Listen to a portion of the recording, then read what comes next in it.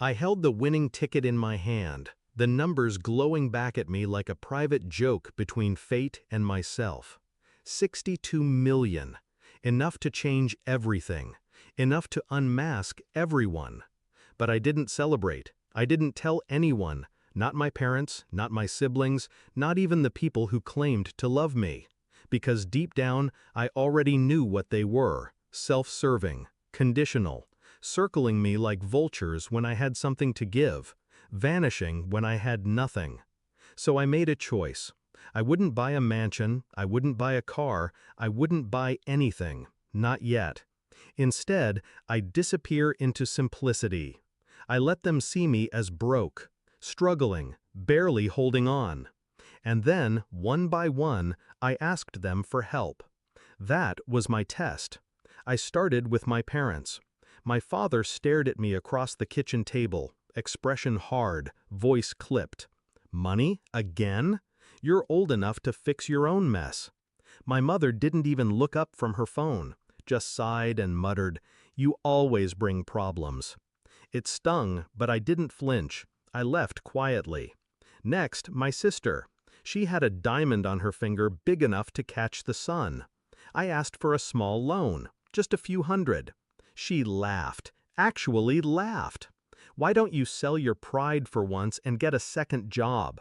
God, you're pathetic." Her fiancé smirked beside her. I saw the disdain in both their eyes.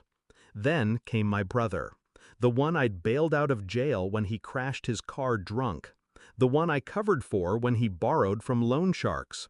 He leaned back, arms crossed, and shook his head. "Look, man, I can't keep carrying you. Figure your life out." Carrying me.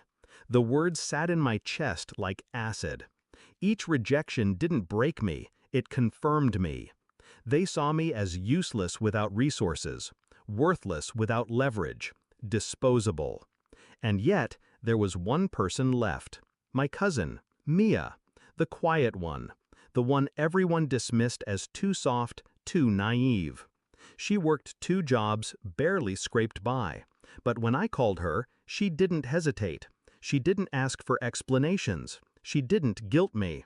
She just said, "I don't have much, but I'll bring you what I can. And if you need a place to stay, my couch is yours." I remember staring at my phone after that call, hand trembling. Not from desperation, but from clarity. That was the moment I knew exactly what I had to do. I waited 8 weeks. I played the role of failure perfectly. To them, I was fading into obscurity, a shadow of the family name. Then came the announcement. A press conference, cameras flashing, headlines screaming. Local man claims $62 million jackpot. I stood there in a tailored suit, holding the check as if it were a weapon, because it was. Phones exploded across the family group chat. Calls, messages, voicemails. Suddenly, my parents remembered they always believed in me. My sister texted paragraphs about family sticking together. My brother sent me his bank details without even saying hello. I let them wait. I let them sweat. And then I invited them to dinner. We sat at the same kitchen table where my father once told me I was on my own. Only this time, the power was mine. My father cleared his throat first. "Son, we may not have always shown it, but we're proud of you. Family is what matters now."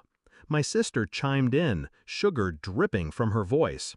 "We should stick together, invest together, like a real team."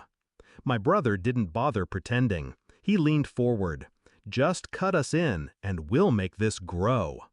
I let the silence stretch, watched them squirm.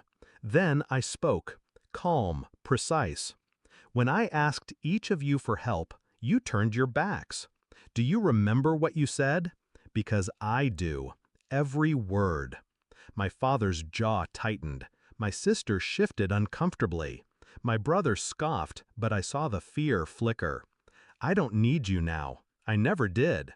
And you won't see a cent of this money. Not one." The color drained from their faces. Rage simmered under their skin, but I didn't give them space to speak.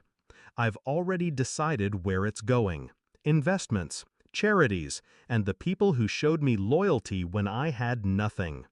I looked at them one by one, then smiled. That means Mia, and only Mia.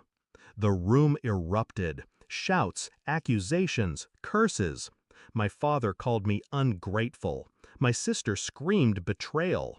My brother threatened lawyers. I just stood, collected my jacket, and left them in their fury. Outside, the night air felt sharp and clean. My phone buzzed. Mia, again. "You don't owe me anything," her message read.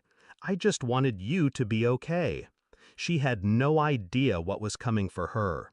The new home, the trust fund, the freedom she'd never imagined. Because in the end, 62 million wasn't the prize. The truth was. And now, I finally knew who my family really was. I didn't win the lottery. I won clarity. And with it, I rewrote the definition of family forever.